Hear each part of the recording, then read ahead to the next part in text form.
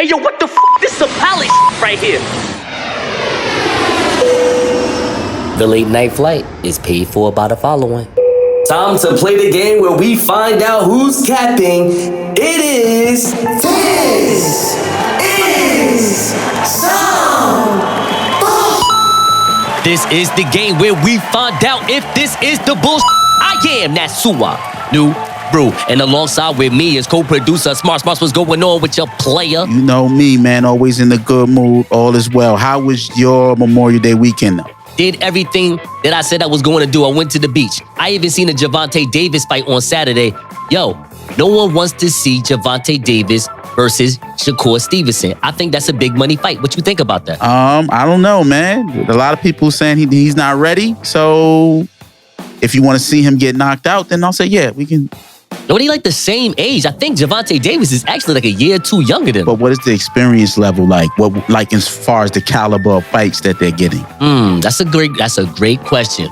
We'll find out when they want to fight together. Yeah. How about that? That's dope. Other than that, how are you? I'm good, man. You know what I'm saying? In good spirits. I had a good weekend. I went to go see Dave Chappelle. It was hilarious. And then I hung out with you on Sunday. All right, let's stop this. Let's stop this. Don't do a rerun. Don't do a rerun. You already talked about you going to you said you was going to see. And then I went. Okay. So that's all. Let's play the game. Let's play the game. So Lil Uzi Lil Uzi Vert does not agree with the sentiment that his label mate Jack Harlow is advancing because of white privilege. You know who Jack Harlow is, right? Yes, I do. Is it because I said white privilege, or you really do know who Jack Harlow is? I know who he is. Okay, yep. just want to make I'm sure. not familiar, but I know who he is. Copy. So this past Sunday, May 30th, TMZ caught up with Lil Uzi Vert in West Hollywood, California, where the rapper randomly wears skirts. No, I'm just playing. He randomly happed. See, that's God playing with me. My bad, God. So this rapper randomly happened to hop on a TMZ celebrity tour bus to mingle with fans. While flicking it up with excited-ass passengers, Lil Uzi Skirt was asked to assess whether Jack Harlow was becoming a big star due to his skin color. Lil Uzi Skirt said, "Nah, man, he's really good." When questioned again about the same topic, Lil Uzi Vert doubled down on his answer. No, he doesn't. He doesn't have white privilege. He's signed to black people. Come on, that's not white privilege, is it? Is it? Think about that. You could just sign another black person. You don't have to sign a white person, but whatever. Right. White privilege. Jack Harlow was the topic of discussion following the release of his new album, Come Home with the Kids Miss You. Wait, did I say that right? Come Home, the Kids Miss You. That's what it is. Okay. Come Home, the Kids Miss You. Dang. So that's his new album, Come Home, the Kids Miss You, with many people being unimpressed with the project. I don't even know about the project. What about you? I don't know, but these album titles are getting better and better. Sorry, Jack. Listen, we're not even saying that we should be impressed or unimpressed. We just saying we didn't even know. That's right. Sorry. No idea. Should we do a review about it? Maybe we should. Maybe not. White privilege. Anyway, he also came under fire earlier this month when he could not answer a question about Brandy during a quiz on Hot 97's Ebro in the Morning. Even Brandy took Jack's ignorance as a slight and dropped what appeared to be a diss song aimed at the Generation New rapper. Smarts, I ask you, is it the bullshit that we are mistaking Drake's son's white privilege for nepotism? You a fool. That's some BS, man. He didn't know any information about Brandy. That kind of shows you how out of touch he is. But he's also a millennial, right? So there's a chance. Generation Z, sir. Oh wow, yeah. I'm old. I'm a millennial, I think. You are a first-line millennial, okay, sir. Yeah. So Generation Z, yeah, they probably don't know anything about Brandy. Speaking of Generation Z, have you heard about TDE rapper Isaiah Rashad? Ever heard of him? No. Okay, so I got a clip. You know what I like to do now? I like to bring clips in. Not just reading sometimes, bring clips in. So I got a clip on Twitter of Isaiah Rashad on a sit-down with Joe Budden. I probably shouldn't have said it like that, Joe Budden, but you'll see what I'm saying in a second. So they're saying that Isaiah Rashad is identifying as being sexually fluid. This is his first interview since a sex tape has been leaked. And I believe that the sex tape has him in let's say a boy toy. What? And he is playing with toys of boys. What? Play the clip. I'd say, I'm sexually fluid. What does that mean? I'm still learning about it myself. I'm put my heads in the books to find out the basics of it. But basically, like, I'm not in full control of when I walk into a room who I'm attracted to. Okay. And just because I grew up in high school, I dated this type of person. In college, I dated this type of person. Doesn't necessarily mean as an adult that it's gonna always be like specific, but I'm more so attracted to like a personality. I'm attracted sometimes to the intellect, and sometimes just being attracted to somebody. I don't know if you can say this in 2022, but sounds gay. Wow. Whoa. Is it the bullshit that Isaiah Rashad's new song just went triple platinum? Hey, Smarts, you wanna know what the song is first though? I don't know, bro. What is it? Okay, so it's his new song featuring Lil Nas X entitled Ahoy Slut Boy. Wow. Oh my. That for real? Because it's possible. No. It's possible. It's possible. It's possible that it'll go triple platinum. That's some BS, though. Oh my God. And finally, Hot News Hip Hop has reported that Monique and DL Hughley have been trading shots over the past few days. It began when Monique aired out her issues with DL Hughley's headlining slot at their comedy show not too long ago. Monique called out Hughley on stage, claiming that she was supposed to headline the evening. Hughley later fired back, claiming that Monique was stirring up the pot and creating a false narrative. This prompted Monique to demand receipts from him. Smarts, have you heard about this story? Yes, I did. Yes, I did. This is what Monique said on Twitter, Smarts. Stop messing with people who have never messed with you and once considered you a comrade in comedy. But I thank you, DL, because you're on the DL. No, I'm playing. Because the reason why I fight my people like I do. Hold on, let me say that again. But I thank you, DL, because you're the reason why I fight for my people like I do.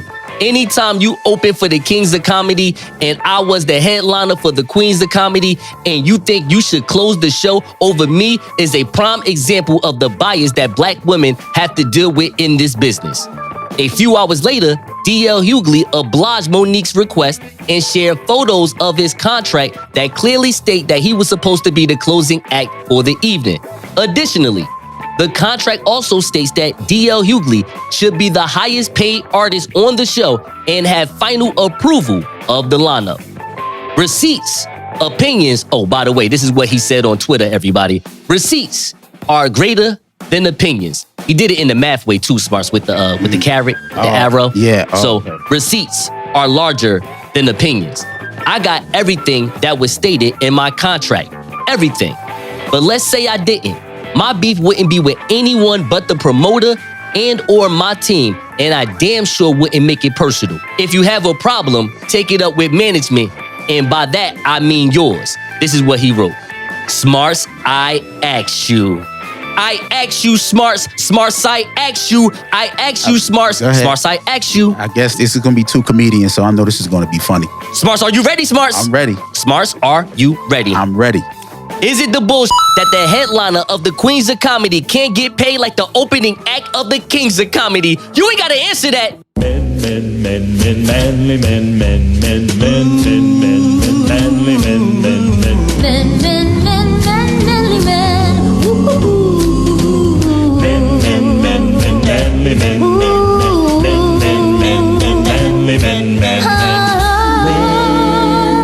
Thank you. Bye-bye. It's a bunch of us. I'm a in the colony. Hold on. Everybody on their mountain, everybody marching for a young nigga like me to get tsunami on it. I'ma get it, I'ma win it, baby. I'll be on my curry till I crash and burn it 40 on the tank. Yeah, I'm acting nerdy if it's at the Appalachian to the Appalachian. I'ma do whatever that they take to make a black a nation. Hold on. Ladies and gentlemen, this is Sweets, and I'm your chief flight attendant. On behalf of the pilot and the entire crew, welcome aboard the late night flight. And here is your captain, the Nile River of New Jersey, the pilot of Tuskegee Training, the greatest honey badger who has ever lived, the creator of Black Pilot Radio and the Late Night Flight. Here is the victorious one, Nasor Nuru. What up, my passengers? We are first in priority. Donate to the Cash App $, the Late Night Flight to get this work from minorities. The Late Night Flight. Oh, you never heard of it? Turn up the turbulence. Catch us on these Apple Podcasts and these Spotify services. iHeartRadio, YouTube, and the Late Night QR scan. Download Audible, download Amazon, just to hear us back and forth like a U-Haul fan. Hey, I started out not ahead of you. Now look at me, young pilot with a better view, making sure you can hear all 92 episodes wherever podcasts are available. Now let's take off. Hey, yo, kid, it's time to keep them lights on. Let's make this happen. Say no to bland and tasteless foods and yes to heat and flavor in a bottle. Najia Grille Spice Mix is your new spice hub for all food creations. These Nigerian-inspired spices give that mild, hot, extra hot, and zesty kick that hit different. Hey, yo, and you know what? You're talking about one of my favorite spices. I use it on everything from spaghetti to salmon. I have all 3 flavors, mild, hot, and extra zesty. And guess what? Even when I'm out, I sneak it in and put it on my fries and on my popcorn. Hey, yo, I'm glad you said that. For all you snackhead movie watchers out there, go order that Najia Grille Spice popcorn so when the next time you see the first person killed in that horror movie, you got that spice to munch on. Go ahead, search Najia Grille Spice on Etsy.com. Use the promo code FLIGHT20 to get 20% off right now. That's right, spice that life with Najia Grille. Donte, I gotta apologize to you. I have to apologize to you, my man. Check me out. Apologize for what? What's up? Yo, so yesterday, which was, I believe that was a Thursday. In real life, in real time, that was a Thursday. For all of our listeners that listen to the Late Night Flight, y'all usually get the show on a Sunday or a Monday, but we do record on a Wednesday. Today, we recorded on a Friday, but I have to apologize to my man Donte of the Talk My Credo Podcast because we recorded on Thursday. And I made a comment. Because here's my thing, Donte. Here's my thing. I'm trying to do something different when people invite me on virtual or visual shows. Right. So I don't want to be the guy that's in a box just talking with the microphone. In my mind, I'm like, yo, you know, I watch a lot of wrestling podcasts that's visual. I watch entertainment podcasts that's visual. I see everybody sitting down on the couch. Or I see everybody in front of a mic. And they're not even Little Kim. It's boring. Yeah, exactly. It's boring. You don't step over my Except joke. for Little Kim. Exactly. Don't step over my joke. That joke was good. That joke was solid right there. That was slick. Come on, and you stepped all over it like it was Coke in the 80s. I don't like that. Anyway, I'm just playing. My bad. No. But seriously though, all jokes aside. So I'm over here doing push-ups because that was gonna be my stick for that day. I was gonna be Arnold Schwarzenegger. Okay. Don't say yes. Don't say, you know, say Nagger. Right. Yes. Arnold Schwarzenegger. Yes.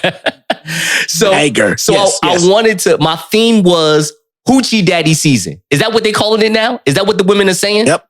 Hoochie Daddy season. Hoochie Daddy season. Hoochie Daddy season. Yes. So Keisha, who likes to fancy herself as a co-host on my show. Shout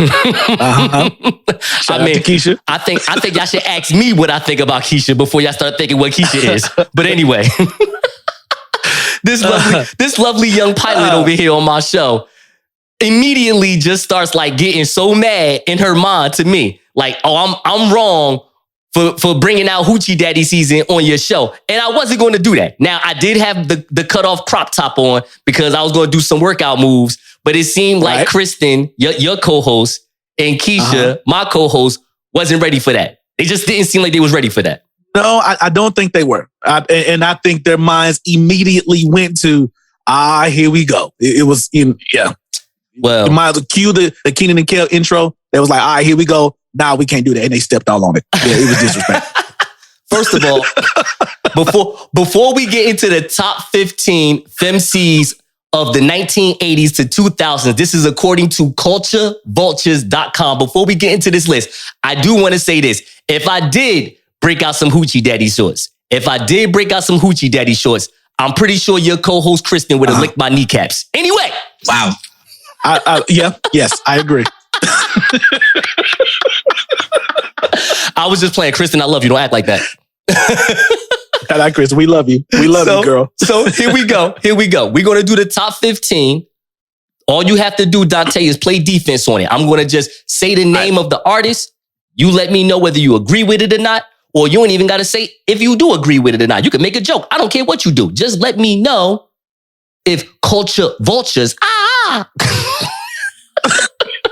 if they are, is they have a vulture sound? I have no idea. Yo, that was Shaq. Shaq does that when the Atlanta Hawks play. Like whenever the Atlanta Hawks play, but he's just so horrible. Yeah, it's bad. It's bad. terrible. But I don't know. I'm already concerned because just the name Culture Vultures and you have a list. I'm already concerned. So I'm pretty sure I'll be playing a lot of defense right now. All right, what we got? Number 15, Remy Ma. 15. Okay. Let's keep going. We got to see what number 14 is, right? Sure. Well, right. Here it goes. Here goes the BS. Number 14, Gangsta Boo. Oh my God. Well, okay. All right. Now Shout out Gangsta Boo. But she's part of the 3-6 Mafia now. Right. Of course. Nuck if you buck. That verse is a historic verse. Yes, a historic verse. But that's it. That's it. All right. Number 13. Now, if you act wrong to this one, I don't know. We may not be friends anymore. I think this is this is actually probably the best position for this female.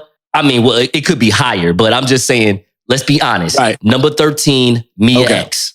Mia X. Well, I don't even think she deserved to be on the list, but hey, cool, and I'm only doing this. I'm only doing this because she did that BS campaign for the vaccine in which she redid the vax that thing up thing. I got to knock points off of that. Hold on. Smash some dude named Scott. Wait. Have you heard that? One second. First of all, your Wi-Fi's up, but it's all good. I love you. Don't act like that. But hold on. More importantly, Mia X has a song called "Back That Vax Up." She did a thing with the dating site Black with Juvenile. They redid "Back That Thing Up" to "Vax That Thing Up," and she was on the verse where she was like, "If you want to smash some dude named Scott, go get the shot." That's what she was saying. And so after that, just my respect has fallen drastically for her. So she shouldn't be on this list at all. Okay, I know that's right. Go ahead, Mia X over here with the white daddies. Scott, what the is you doing? Right. Yeah. That ain't my name. You know my name is Shamar. What are you talking about, girl? Exactly. Wrong S word. All right, number 12. I don't know about this. This is bad. This is bad. Culture vultures, you done up already. Number 12, Foxy Brown. Oh my God. Yeah. The whole list, just throw it away. Yeah. I knew it was going to be on to some BS. Like, is this the BS segment right now? It's not. That comes ain't even this. That comes before this segment. Oh my God. See, I thought this was an extended version. All right. Number 11. Absolutely not. This is who they got better than Foxy Brown. And I'm not saying that she shouldn't be in this list because she should be. They both should be in the top 10. So number 11, the one they're saying that's better than Foxy Brown, The Brat. Nah, she definitely in the top 10. I agree. Yes. Definitely top 10, but not above Foxy. Nah. The Brat can get down. Like, yes, like she's nice. She's nice. I don't know about over Foxy Brown though. Definitely not. If you told me Foxy Brown was number 7 and The Brat was number 8, I could live with that. I could. Yep, me too. Absolutely. Not the other way around. Number 10, MC Light. I actually would have thought she would have been a little higher on this list, but it's Culture Vultures, so there you go. Yeah. All right. So let's see who's better than MC Light and Foxy Brown. Number 9, Trina. Oh my God. Number 8. I wouldn't. No. Don't even worry about it. Look, that reply says enough. Number 8. Yeah. Eve. Number 8. Who's that girl? Da da da da da da da da da da. See, I try to think of Eve in the Rough Rider light, like the short hair and the paws, the paws. Yes. Yes. But I think that's a good placement. I think that's in that little area. Probably number 10 for me, but all right, cool. Wait, what number Eve should be for you? They're probably around 9 or 10. Okay.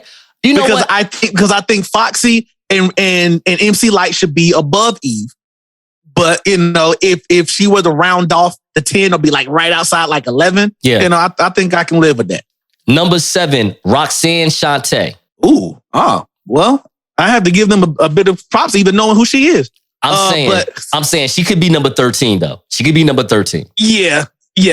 True. Props, so like, props for knowing that. Props for knowing who she is. Yes. Yeah. But, way too high. Number 6, Salt and Pepper. In my Pusha T voice. Ugh. Wow. Oh, come on. What? What? And what number is this again?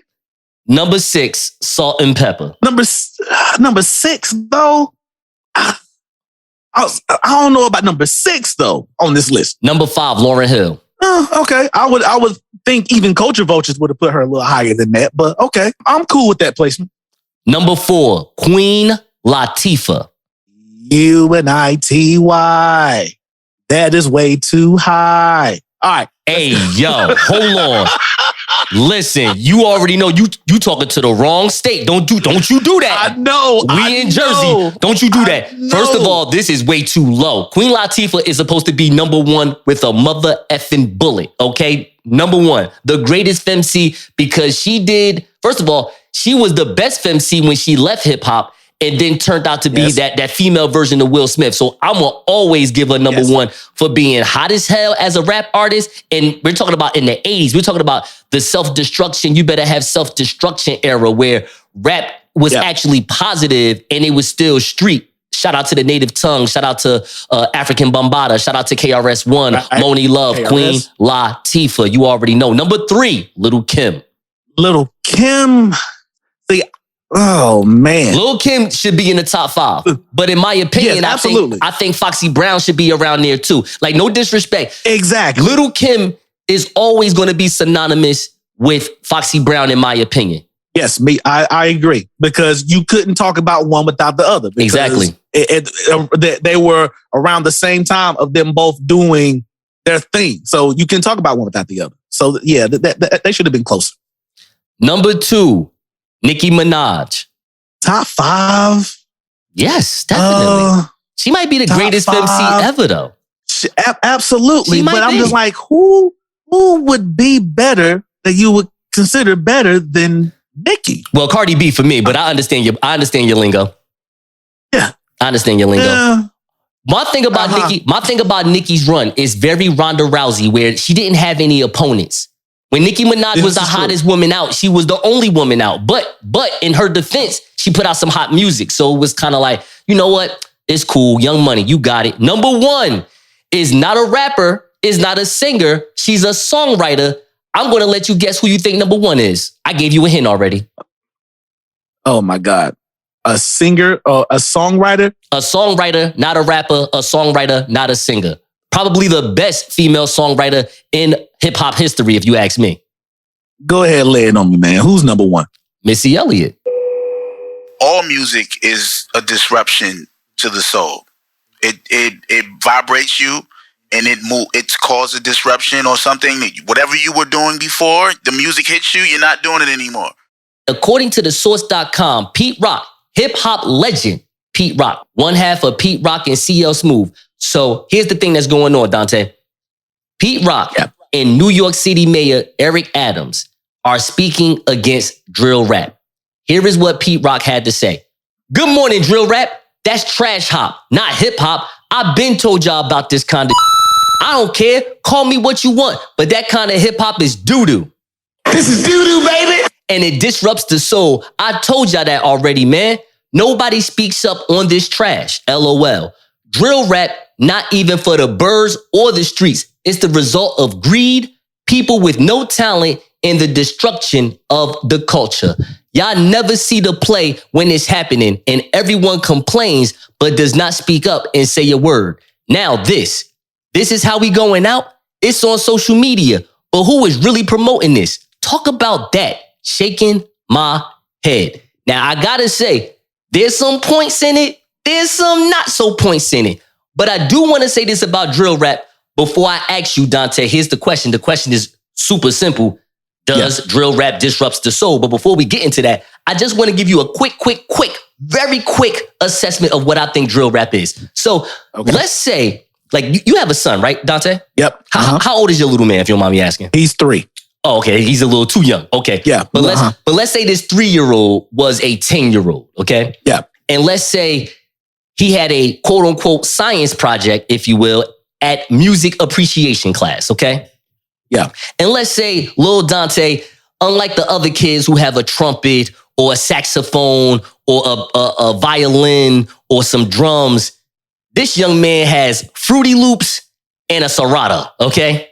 Uh-huh. And you know how good parents like yourself, you and your wife, great parents, y'all want to walk into the room. Hey, son, what's going on? I heard you got a music appreciation science project. What's going on with it? And he like, no, I got it going on. I'm gonna do this. Now, son, you know you 10 years old. You know you need some help. Dad, get the out my room, Dad. I got this. And you like, yo, all right, go ahead, man, go ahead. And then a week later, he brings y'all in the room, and then he starts playing this music, this drill. And you over here like, what the is this? This ain't Biggie. You know what I'm saying? Right, exactly. Meanwhile, the wife is kind of not really twerking, but she's shaking her neck a little bit because, it's her son. So you know how women are when it comes to their kids. It's like, now their kid is a genius for real. Like, hold up, my son just made some up on his own, though. Hold on, Donte. And you like, yeah, I don't know, but this ain't, what the is this FIFO foreign he got going on? And all you hear is, I'm trouble to hit him back. Second the fucking neck, second the sitting back. I know duck is some minute back. Open on power, I'm watching for Cinemax. You're like, what the is going on, right? But the thing is this, he created it on his own. Uh-huh. It represents the Generation Z, the Generation Z era. This is their music. It speaks to their soul, their truth, whatever that they got going on. It speaks to them. I appreciate that. I appreciate that. Like, yo, if you can turn this homemade version of hip hop, I'm gonna call it that, 'cause that's exactly what it is. This homemade codeine, sizzied up version of rap, and it's selling. I mean, listen, Juice WRLD, XXXTentacion, rest in peace to those two guys, King Von. They made a lot of streams before they passed away. Yes, they did. Doing what people maybe our age may say the bullshit, but you know what? Some young kids that was 23 and younger, they're like, yo, this is great music. What are you talking about? Turn this up in the gym, please. I'm trying to do my chest press. But anyway, Donte, what do you think? Does drill rap disrupt the soul? Talk to me. Okay. Long story short, honestly, no. I don't think it disrupts the soul. I think this is actually an evolution of hip hop, because if you go through hip hop in of itself is rebellious.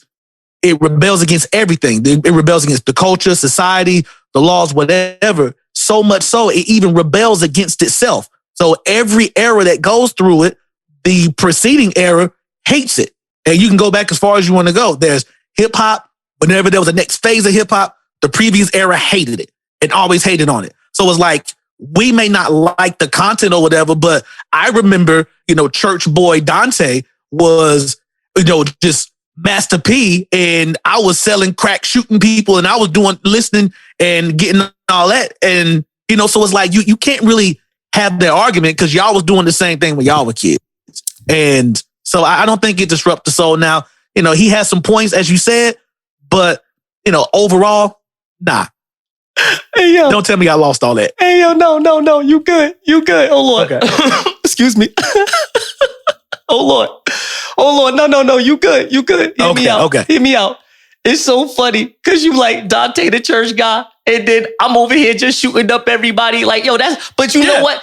Hey, yo. So Pete Rock, yo, shame on you, Pete Rock. First of all, you're from the 80s. You saw rap change at least 3.5 times, yo. Come on now.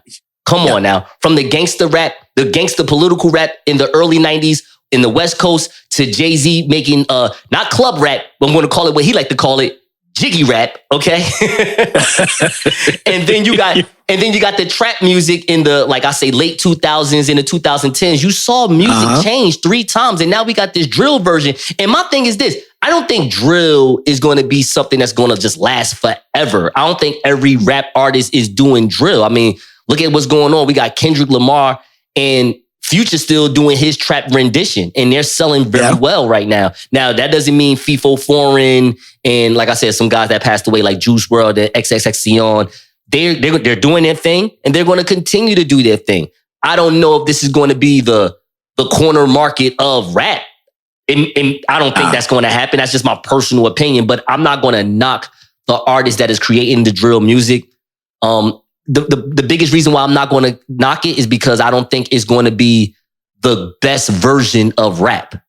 Exactly. As long as you have, look, Look, let's just keep it real. Jay-Z is still making music out here. T.I. still making music out here. Jada still making music out here. And if you want to do kind of like semi-young, listen, J. Cole, Da Baby, Lil Baby, Kendrick Lamar still making music out here. Nicki Minaj, Cardi B, they don't do drill music. Drake, the greatest out of all of them, you know what I'm saying? LL Cool White Man himself, he is not. He's not doing any type of drill music. Like he'll do some. He'll definitely hit you with a feature, but he's not really doing drill music. So with all that being said, Pete Rock, man, shame on you, man. You should know better, dog. You know what I'm saying? I would have liked you to be on the source and be mad at music in 1994 when the West Coast thought they was running. Right, exactly. What the This that pilot right here. What I don't know, whatever the family is, that is between them, because them never have a good relationship in the first place. And I was abusive once, that there's physical evidence of, and we move on. And even after then, I was trying to move on from that, and we still got nowhere. So if it's something for charge, make it charge, and let's go. Whatever, what we need to do. Coming out big, no clout. So who you just heard is Jamaican national track and field member Janeek Brown. She also graduated from Arkansas. Now, you're from the South. Donte. Quick question. Yeah. Is it the University of Arkansas? Is it Arkansas University, Arkansas College, or is it just Little Rock? Honestly, it's all of the above. Okay, great. I didn't want to mess that up, because if this was ESPN, it'd be like from the University of Alabama, Janeek Brown. Because honestly, it doesn't matter. Okay, I just wanted to make sure. So this young sister right here was on Instagram. She pulled in over 200 people live on Instagram. She was telling the world that she was abusive to Sha'Carri one time during their relationship. But she also stated that Sha'Carri can decide to press charges all she likes. She can do it whatever she wants because realistically, she don't believe that Sha'Carri is going to press charges on her because all she's doing is clout chasing. Now, here's what I want to ask you. Is it absurd? Is it absolute? Or is it unaware that Janeek Brown, matter of fact, it's not even about Janeek Brown. Let's go with our superstar. Is it absolute? Is it unaware? Or is it absurd for Sha'Carri Richardson to even clout chase? I'm not saying she is or she isn't. But we talked about this yesterday on the Talk My Credo podcast. Please go check out the Talk My Credo podcast on YouTube because here's the thing. Donte was over here yesterday talking about all of her sports accolades, which is lately, if you have been watching Sha'Carri Richardson lately, it's been her losing a lot, which is fine. That's neither here or there. The thing is this, in my opinion, virally, social media, no one's talking about her sports endeavors. Everyone's talking about her sexual abuse, her hair, how she's pretty, the weed smoking. We made so many jokes off the weed tracks situation. We're not even talking about the fact that she is a fast-ass woman and she could be the next FloJo for all we know in her later 20s and her 30s. Because, I mean, realistically, I didn't even get mad when she couldn't perform at Tokyo, even though as a weed smoker, I'm like, come on, Tokyo. We got to do better. Come on, Olympics. We got to do better. But at the same time, I'm like, yo, you know what? She got 4 years to develop. You just gave her 4 more years to be a beast. Like, it don't matter right now because when she come back to the Olympics, she's going to be in her physical prime. Yep. Like, she going to be in there looking like a brown-skinned Sasha Banks. Yeah. But anyway, before you even answer whether it's absurd, absolute, or unaware, you know I got to do this. So this is how Janeek really sounded to me. She said, oh, no, amiga. Oh, I ain't going to let this little Yankee girl go ahead and take advantage of me. I'm going to fold her like a veggie patty now, girl. I don't get a little bati girl. Bomba. Me, I don't jump on real hurtles. This a real hurtle. All right, me, I did some physical abuse. It was a hurtle. You understand? Nah, I'm just playing. Wow. I actually think her voice was that deep too. All right, so yo, but it's funny. You terrible. Listen, Sha'Carri, I just got to say this real fast. And Donte, you can say whatever you want. Sha'Carri, how dare you? If you like to see a toned, dark-skinned person, nice legs, form looking good, why don't you just call me? Why don't you just call me? I ain't got no time for that. And if you don't want to holler at me, holler at Donte. He married and everything, but still, we both some dark-skinned, good-looking brothers. What's up? What's the problem? What is the problem? That's not feeling you. That's all I'm saying. That's all I'm saying. I would have listen, the long weave, your long nails, all that. I don't care, girl. Dye your hair purple. I love you. All right? Yes. Your real hair. And not all purple. And we can smoke all the weed you want together. That's not even an issue. That's not even an issue. Not at all. I'm sorry, Donte. Go ahead. Wifey, I love you. All right, so I think, honestly, I think it's absolute for the very reason that you mentioned as far as right now, even honestly, even when she got onto like the social media scene in the spotlight, it wasn't because of what she was doing actually in track and field. It always was because of some scandal, some happenstance, something, a tweet, this, that. So I don't know if this was quote unquote calculated, but this follows along with how we know Sha'Carri. Not even because that she's currently the 6th fastest woman in the world, but because of all these extra things that's happening around her. So I wouldn't necessarily say it's clout chasing. It's just, the reality show type thing. We're just going to just position some things and then let it have a life all on its own. I think it's absolute. I think it's absurd. So first of all, if it's not clout chasing, just give it a subpoena, put her ass in court, and go from there. You saying all this on social media does not show that you're looking to take care of this matter in the lawful way. You're looking for attention. And again, you're over here being a track star. You're still on TV running track. Why don't you let that be the narrative instead of your ex-girlfriend? Because here's the thing. I don't know if you know this, but Janeek Brown is saying on YouTube that she doesn't want to run no more. And in my mind, I don't mean to speculate, but in my mind, even though she can, you can quit and come back, do whatever you want, I think she's doing that because of this situation. So she's like, oh, nah, I don't feel like dealing with all that sauce after I win or lose a track and field competition. You know what I'm saying? But I want to bring up a name right now because this sister is in a cold country and I don't want her to be there. But hey now, ladies, Brittany Griner, y'all don't remember her? She done smacked some, I think the wife that she's with right now, wait, can you look that up real fast? I don't know if she got married twice or she wound up leaving the woman that she had that physical abuse with and now she's with a new wife. I don't know, but I definitely know she did some physical abuse stuff. I definitely know that for sure. Let's see. This is the same one. Oh, it's the same wife. Yep. No problem. So think about that for a second. Same wife. And ESPN did report that when it happened, the difference is, because this is still that Twitter, Instagram era. That was only like 4 or 5 years ago. Yo, you didn't hear the wife, and I'm not saying she right or wrong. I'm just saying you don't hear her trying to clout chase. You don't hear her putting that business out there on Instagram saying, oh, this woman abused me, get her out of here. And I'm not saying she should do that or she shouldn't do that. I'm just saying that show, like, yo, you know what? She could have either took Brittany to court or she was going to ride or die with Brittany. It is what it is. Like, listen, man, I'm not here to judge people's relationships. If y'all smacking each other, like on some Bobby and Whitney stuff, and y'all still together because y'all still got to do crack together, that's your business. 16. That ain't gonna get it done. That ain't just happened because they was missing shots. No, the Celtics were into them. They couldn't get the ball up. They couldn't get their shot up. What were they like? Into them like what? Huh? They was on them like a what? They were on their ass like diapers on the baby. Hey, okay, talk to me. Game 1 of the NBA Finals happened, and I didn't know if I wanted to watch it because I'm a big time LeBron James fan. And I am one of those where if LeBron's not in it, I'm not in it either. I'm one of those guys. I'm not even going to hold you. I'm one of those guys. LeBron, he has that. Look, I know that, lately I think he's been picking it up offensively, but he's not that Michael Jordan, Kobe Bryant, even a Charles Barkley where, give me that ball, last shot, I'm going to take you, it's over. He's been doing that the last 4 or 5 years. Don't get it messed up. But I would say overall as a career, he doesn't have what they call the Mamba mentality. Right, I agree with that. But he does come from that old school of I'm gonna try my best to tear your heart out. You know what I'm saying? I still want to do that.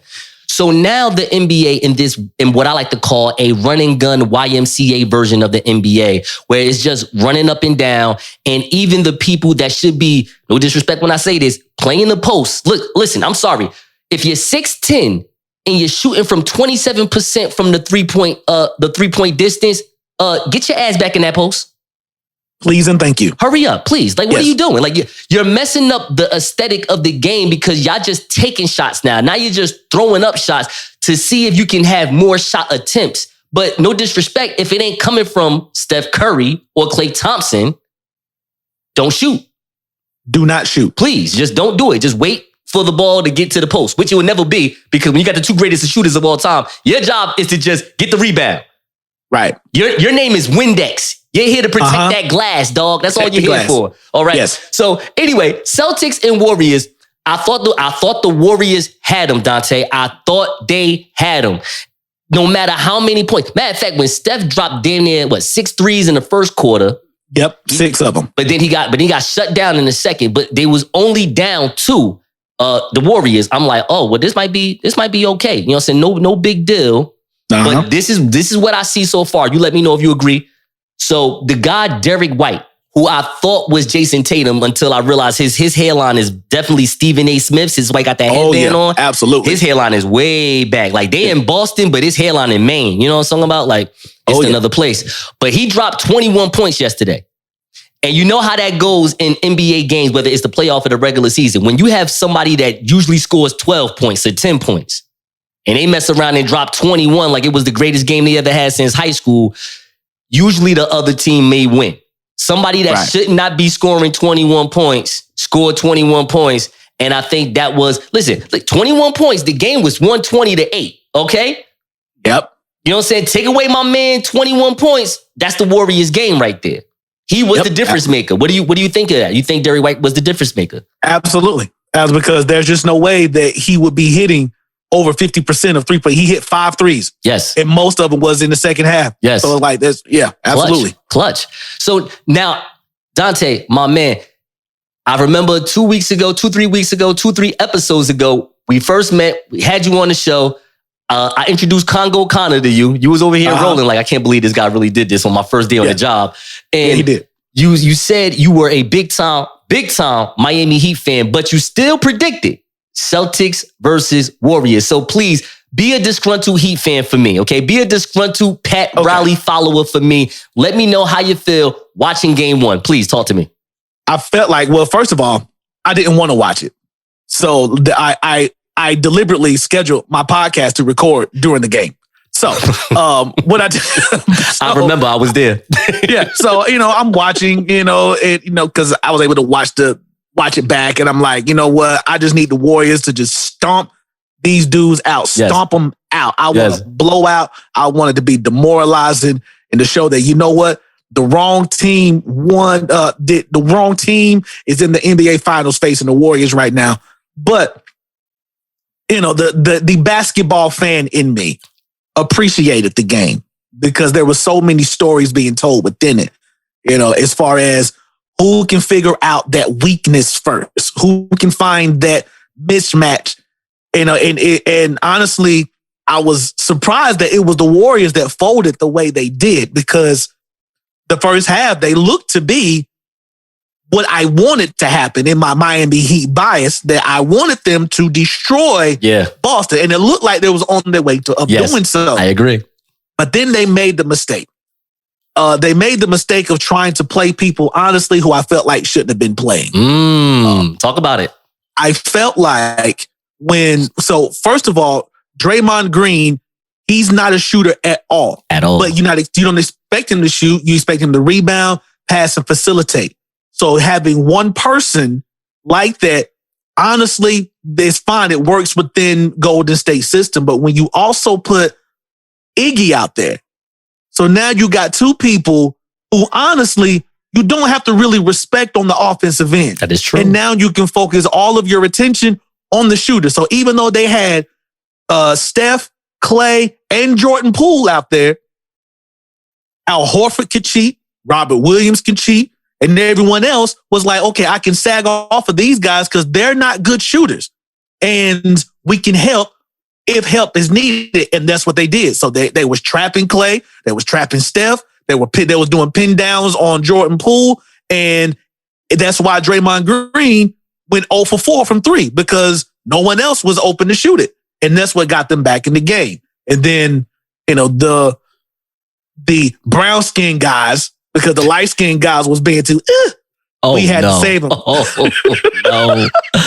Jaylen Brown and Marcus Smart had to come in and be clutch for the win. Now, of course, Derek White was there, but that was one of those, I believe I can fly type moments that you probably won't see again in this series. So let me ask you this real fast. We 7 minutes in. So let me ask you this real fast. Jordan Poole, who has been playing sensationally over this past season. He's been the Warriors' X factor, no conversation about it. He dropped 9 points last night. So here's my thing. How many games do you think this series that he'll drop over 22 points? Because when Jordan Poole drops over 22 points, I would say it's an 80% chance that the Warriors is going to win. He had 9 points yesterday. Klay Thompson had 15 points yesterday. Steph Curry, of course, 34. Andrew Wiggins, 20. Draymond, 4. What do you see? What do you want the Warriors to do moving forward? Jordan Poole will have to score at least 20 for them to win. Otto Porter Jr. cannot be the leading scorer off the bench. He had 12. Like, that just can't happen. Have you ever heard that Charles Barkley joke where he said, if you can spell a man's name backwards the same way as forwards, you can't trust that man? You can't trust that man. Yep.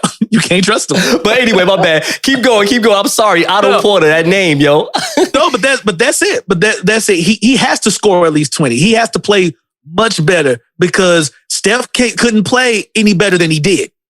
Klay Thompson, now, of course, we know he can erupt and just go absolutely insane. But around 15 to 20 points is normally what Klay kind of hangs around.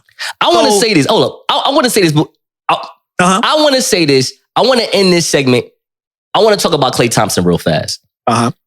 If I was Marcus Smart, I know it's your job to defend Steph Curry. Here's my thing. And this is some old school coaching logic I got right now.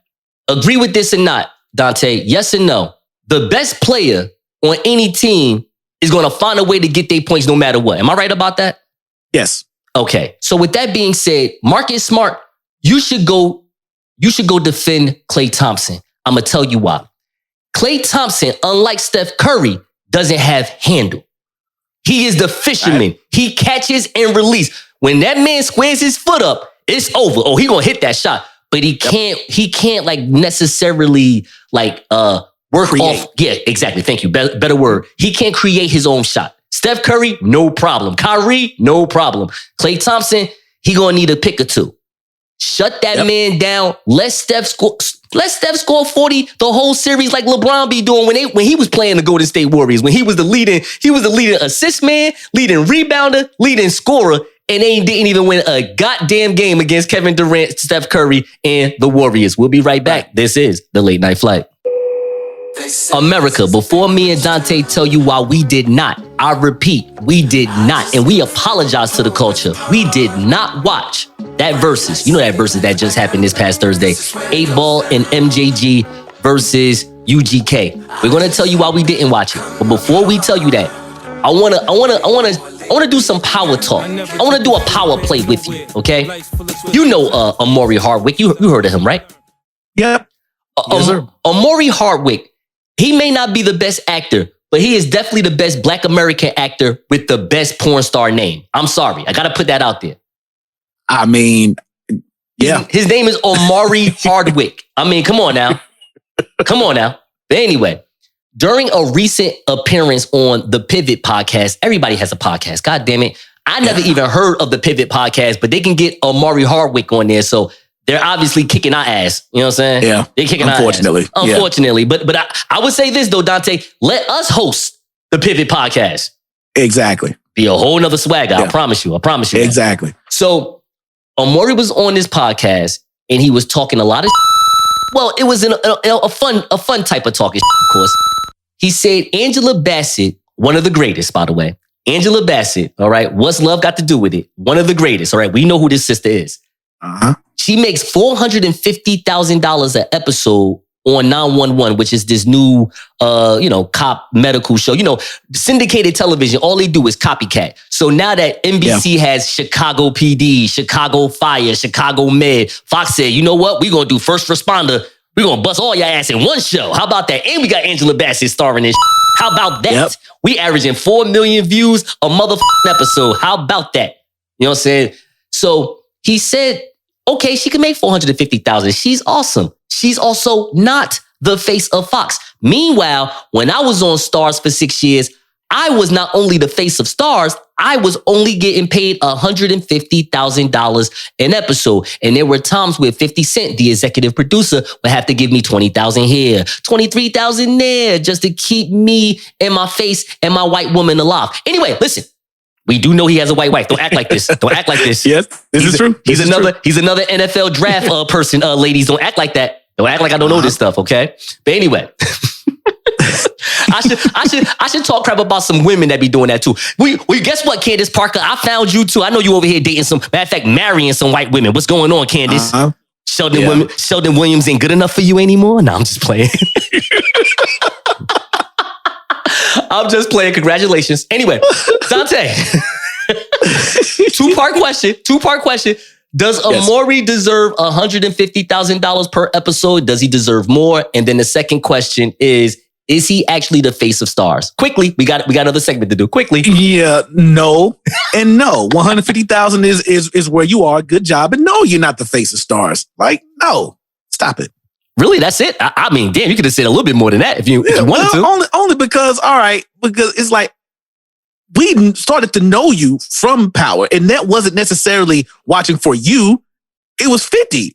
Like, we watching because it's 50's show. Like, we wasn't, you was in there, you was good, but I mean, this is 50 show, man. That's why we still watching it after you dead. Wow. Oh, man. Oh, burn. God. Bang, bang. My God. All right. So I'm gonna do my answer real quick. So you know what?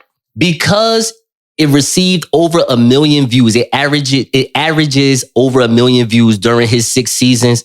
I would say, you know what? If they gave him 250,000, even 300,000, go ahead and do it. Now, here's the thing. He's been in a few movies. Next Day Air. Of course, he was Gabrielle's love interest in Being Mary Jane. But to be honest with you, this is his biggest role. This is his best role.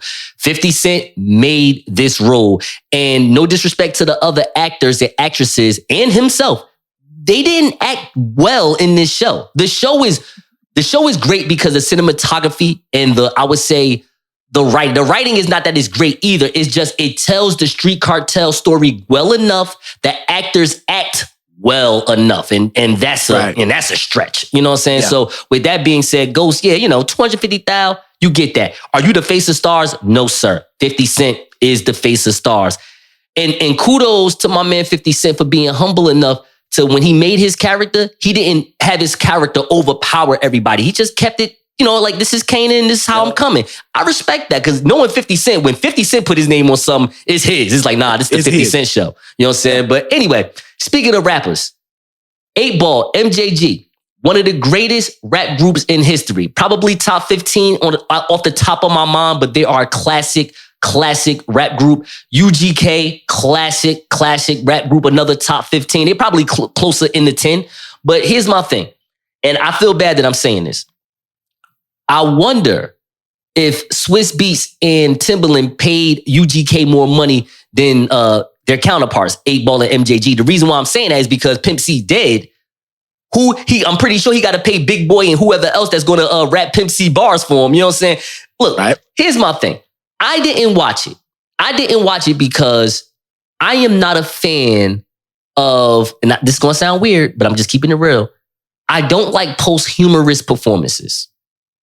It's like, no disrespect, Pimp C was the way better version of Little Flip. You know what I'm saying? He was like a real Southern pimp out here. Furs on, matching fur hat, the dope ass Master P glasses. Dude was ill, And look, man, I know, Bun B got to get a bag no matter what. He got to get his stacks no matter what. If they're going to pay you to do it, go ahead and do it. But, listen, you know what? If you're going to start doing posthumous verses, Timbaland and Swiss, then go ahead and give me Big Pun versus Biggie for the win. Give it to me. Hurry up right now. I mean, you might as well. Yeah. What you talk to me? Your might as well. Well, I mean, it is honestly, it's not really the same if Pimp C is a thing, because he was such a big personality for them. And it's like, I wasn't, and let's also be honest. Legends, of course, because you can't be anything less than a legend to be even on the verses, period. But just at the same time, I thought that, one, I didn't think this was a very good matchup. And two, is like for that platform, I don't think that they would have, far as now, this is 8Ball and MJG. I didn't think it was going to be appreciated or received well enough for to be on that type of stage. Because honestly, it's the demographic and stuff. They're not going to know the bangers and the classics that we're going to know. And it's like, and I don't think that's a good matchup. And it's like, I really don't want to see UGK and Pimp C's not there. Like Bun B, total respect. I logged on maybe for a while and looked at it and it was like, I think I could find something better to do. And there's nothing, no disrespect to them. It's just, I think I can play video games or something. I don't even know what I did. It didn't even matter, but I knew I wasn't watching this. Did you read the article real quick and we'll get the hell up out of here? Did you read the article about Gilly the Kid? Well, I'm sorry. 8Ball took a shot at Gilly the Kid.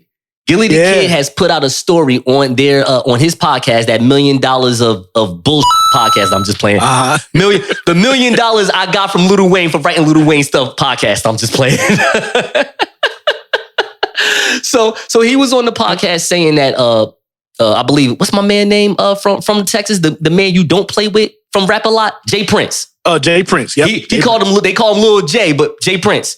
So they have a story that 8Ball and MJG was running from Jay Prince, some crap like that, Lil J. That's what he called it. And 8Ball addressed that, said, yo, that never happened. Yo, you bros, but y'all on the media, y'all better start getting your story right before I come down there and drop all my weight on top of you. And I know Gilly don't want that sauce at all. 8Ball's a big boy.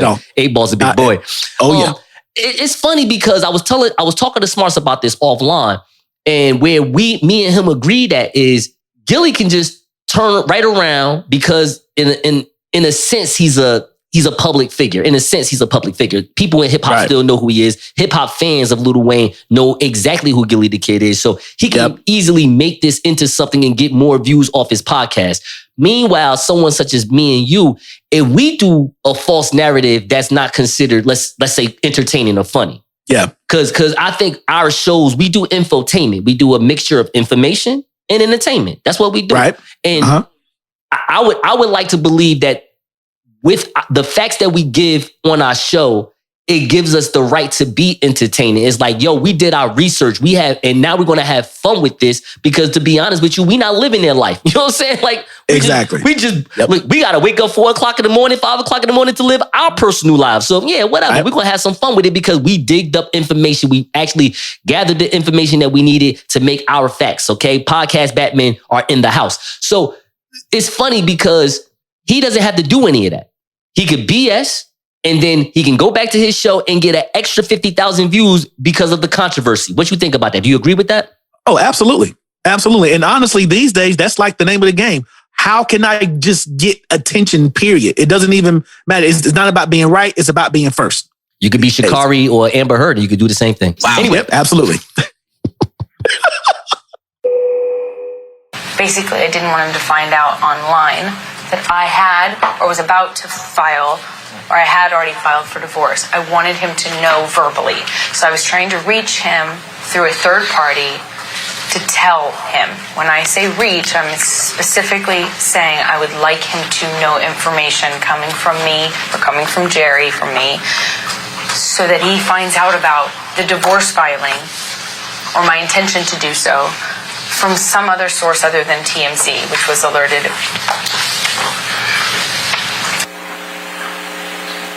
You slipped up there, didn't you, Miss Heard?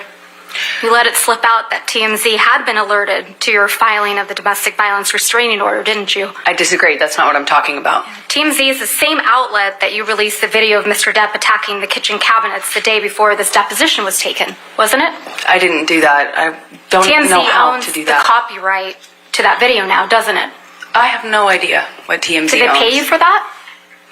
I never got paid for it because I had nothing to do with that. So TMZ was just lucky in getting the inside scoop to your divorce from Mr. Depp, huh? I have no idea. That's not my area of expertise. I wouldn't even know how to do that. And also, what does that get me? If I wanted to leak things about Johnny, I could have done that in a much more successful way, in a bigger way, for years. Now, when you were extorting him for $7 million? I got a fraction of what I was entitled to in the state of California, by the way. I'm not here to tell you Harvey Weinstein did right or wrong. I'ma just say this to you. Yo, It was a negotiation tactic. You want to be an Aquaman? Massage my leg meat. Women can say no to that. But because they want to be an Aqua woman, they say, okay, I'm going to go ahead and do this. I'm just putting that out there. I'm not saying somebody's right or wrong. I'm just saying in real life, that's what that was. It was real life Hollywood quid pro quo, and women were saying yes to it. And then all of a sudden, when women felt as though they were getting, pushed down, they said, you know what? I'm telling. And listen, anyway, so now we have women that have the upper hand in arguments. Like, listen, Louis C.K. Think about Louis C.K. Listen, I don't even watch Louis C.K. like that. He is funny, but I don't even watch Louis C.K. like that. Listen, I'm going to say it like this because it's over now. The man jerked off while talking to a woman. Does that mean he should stop doing comedy? Are you serious? I don't think that means he should stop doing comedy. All right? I agree. I don't think so either. But hey. So now, here is Amber Heard. For those who do not know who Amber Heard is, she was in one of my favorite movies. She was in Pineapple Express. Did you know that, Donte? I did not know that. She was the woman that played Garagely. Remember they changed the names? And the father was busting at James Franco and Seth Rogen. Yeah, okay. That's her. That's Amber Heard. No wonder she was James Franco. That's probably how they met right there. Yep. Pineapple Express. Makes sense. Makes sense, right? So here's the thing, because I'm not going to get too much into Amber Heard yet. It's the thing is, we all know the story. $7 million was the settlement. In my opinion, they must have hit each other at certain points of time, whether it was in America, whether it was in London, whether it was in Australia. They were fighting each other. Oh, yeah. The problem is for Amber Heard is that no one can see the scars on her face, especially after this trial, because they done found ways to get all those lies up out of here. Word, right. That big ass scar on your face, all that heat there. That little short 5'6" Pirates of the Caribbean motherfucker did that shit to you. Oh, that makeup. Oh, that it actually didn't happen. Nope, not at all. They found that clip that you gave to TMZ. Forget the viral clip thing. I'm talking about the deposition in 2016 where you're telling them that you leaked it to TMZ, then did the move, the hand was by the cheeks because you was like, oh my God, I can't believe I just said that. Because this is an audio show, so y'all can't see what I just did. But if you go on YouTube, TMZ, Amber Heard, 2016, you'll see exactly what I'm talking about. And I'm just like fascinated through the fact that this is a woman who, listen, they had a court case, a defamation suit in London, in the UK, and she won. Because that was at the time where, hey, Amber Heard, if a woman said Johnny Depp did this to me, everybody's going to believe the woman. No questions asked. And the judge is like, I don't give a what you say, Pirates of the Caribbean. You're done, motherfucker. You're done. And he's like, you know what? It's all good. We're going to go to Virginia. We're going to go to the Commonwealth. And we're going to turn up. All the lies. It's over. And even if you found out that my personal lawyer did say some crap about you in his own op-ed, it's all right. That's just $2 million. I'm going to get 10.35 from you.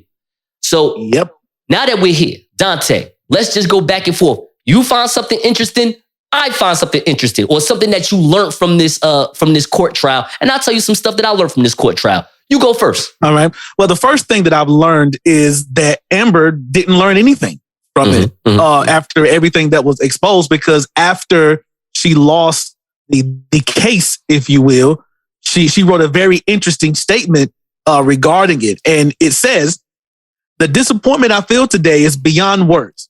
I'm heartbroken that the mountain of evidence that was still not enough to stand up to the disproportionate power, influence, and sway of my ex-husband.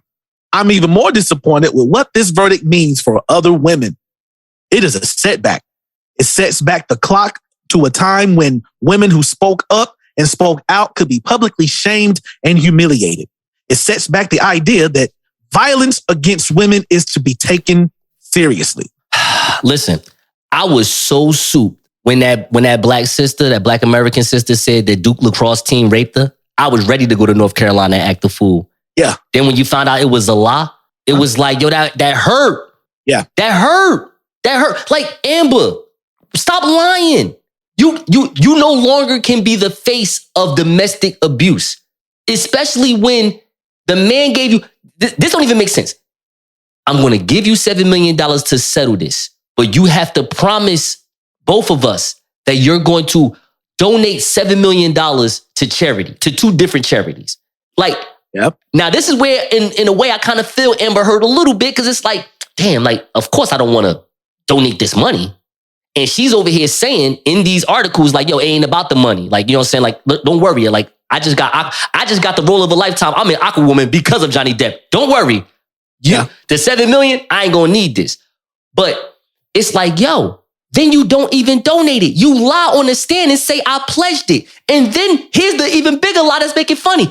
Oh, listen, she got Big Daddy Elon Musk to put up $300,000 to one of the children's hospital, then another $500,000 somewhere. Then she want to say, oh, nah, that was Elon Musk money. Nah, you Elon Musk. So Elon Musk. And you know what? Kudos to you, Amber, because listen, you got a friend like Elon Musk that's willing to just bust you down a couple of times and pull out $300,000 for you. Like, listen, hey, man, hey. I'm surprised nobody ain't calling him Harvey Weinstein. So you telling me exactly you can lie about a 5'6" man, but you're gonna the new creator of Twitter, so he could pay off your divorce settlement. Okay, what else you found interesting? I found interesting it's the lack of accountability for me. And the one thing that irks me so much is the fact that, honestly, I'll just say this: Amber Heard has destroyed the Me Too movement. Oh yeah, I think it's done. The Me Too movement is over, because the way that she was lauded, the way she was supported, by that group, to find out that it was lie after lie after lie, because basically what she did, she used y'all. She basically did what Patrice Cullors did with the Black Lives Matter movement. I'm going to use the sensationalism for your cause and be the face of something, and hope that the rally, the voices, because it was at a point, like you said, in the UK, it was like, no, if a woman says that this man did this, believe all women. Y'all recall that hashtag? Yes. Believe all women. All women. They believed her, and she played them. And when it was revealed, now it's like, what credibility do you have? Well, hold on. Just like Sister Cullors, she get to come back home to a $6 million mansion. So, hey, listen, man. Hey now. Yeah. Now this is true. But that is what she's doing now. Now she's trying to do the backstep to make it seem like, all right, I'm still with y'all. Oh, this sets us back to a time. And oh no, now I feel like how this is going to be for women going forward. What, you mean accountability? What, you mean responsibility? With, the whole facts over feelings thing? Like, I don't have a dog or a horse in this race. Right. It just, just tell the truth, present the facts. He presented facts. You didn't. And it was lie after lie after lie after lie, to the point where, your lawyer was just stuck. You couldn't do anything. Let me conclude all of this, because great job by you, of course. Number one, there's a man named Alejandro Romero, who was the driver when Johnny Depp and Amber Heard lived in LA. All right, lived in his Los Angeles apartment. The dude, first of all, this is a Hollywood trial if there ever was one. Oh, yeah. If the dude in LA said, I'm not coming to Virginia to testify. Y'all can go ahead and film me, though. They pre-recorded his testimony while driving and vaping. That's amazing. If that's not Hollywood, I don't know what is. That's badass, man. Johnny Depp's lawyer is in some quiet room with another lawyer, and they asking him all these questions about Amber Heard, and all you hear is, now we're not answering that because, we can't, confidentiality between, client and lawyer. Come on now. We ain't doing that. Shut up. We ain't doing that. The whole time. I'm like, and then this was the set it off moment for me that had me like, I need to start learning who Amber Heard really is, because I didn't even know.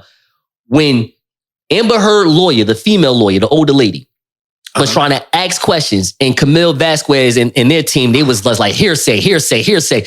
And for 19 straight minutes, they would not let Amber Heard say nothing. And when the judge said you could sit next to your attorney, which was the woman that couldn't ask a question, she just walked out of the courtroom.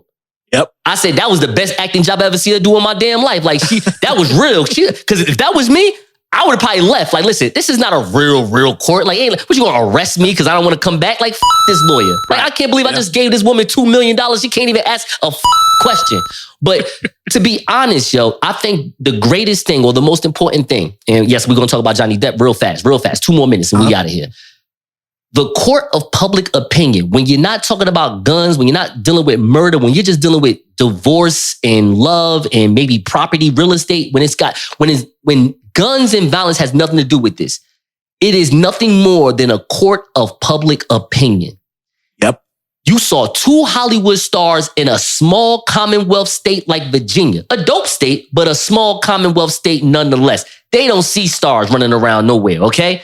Them motherfuckers came out to see Johnny Depp as if they was going to watch Pirates of the Caribbean Part 8. Okay, they was there for it.